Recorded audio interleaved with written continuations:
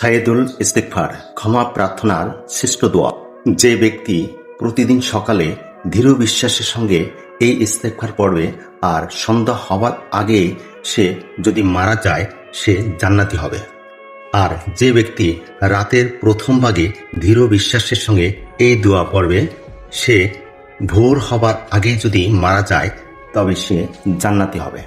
দোয়াটি হলো আল্লাহুম্মা আন্তা রাব্বি লা ইলাহা ইল্লা আন্তা খালাকতানি ওয়া আনা আব্দু ওয়া আনা আলা আহদিকা ওয়া আদিকা মাস্তাতাতু আউযুবিকা মিন শাররি মা সানাতু আবুলাকা বি নিমাতিকা আলাইয়া ওয়া আবুলাকা বিজাম্বি ফাগফিরলি ফাইন্নাহু লা ইয়াগফিরুয যুনুবা ইল্লা আনতা।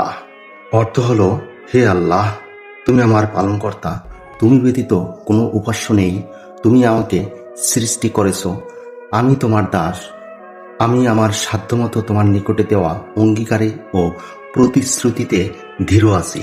আমি আমার কৃতকর্মের অনিষ্ট হতে তোমার নিকট আশ্রয় প্রার্থনা করছি।